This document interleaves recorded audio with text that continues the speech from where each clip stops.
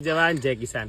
કાકડી વીણવાનું ચાલુ થઈ ગઈ છે. સવારે વહેલા ઉઠીને 6 વાગે વીણીએ છીએ અને ખાડિયા માર્કેટમાં ભરાવું છું મારા ડીસામાં. અહીંયા 10% કમિશન છે, પણ ભાવ 40-45 રૂપિયા તાજી કાકડીનો મળતો હોય છે. તો ખરેખર તાજી કાકડી વીણવાથી ઘણા ફાયદા થાય છે. સવારથી આપણે પણ કસરત થઈ જાય અને 25 રૂપિયા ખીજામાં આવી જાય છે.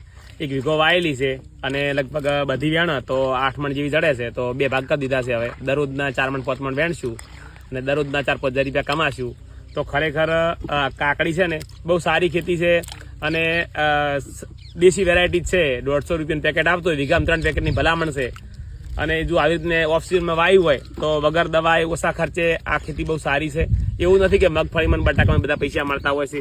શાકભાજીમાં એક તો પહેલી તો રોજની કસરત થાય સવારથી. એ બોને સવારે વહેલું ઉઠાય અને રોજની આવક પણ થાય. જો કદાચ એકાદ વીઘો આવું કર્યું હોય તો આપણી મગફળીના કદાચ ભાવ તાલ ઓછા આવે.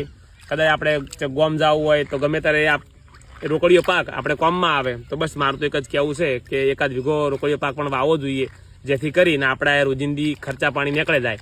તમે પણ બસ આ રીતે એકાદ વીઘો શાકભાજી કરો અને શરૂઆત કરો, મજા આવશે, શરીર પણ સારું રહે અને 25 રૂપિયા કમાશો. માટે વહેલા ઉઠી સારી ખેતી કરો, બધાને શુભકામનાઓ. જય જવાન જય કિસાન.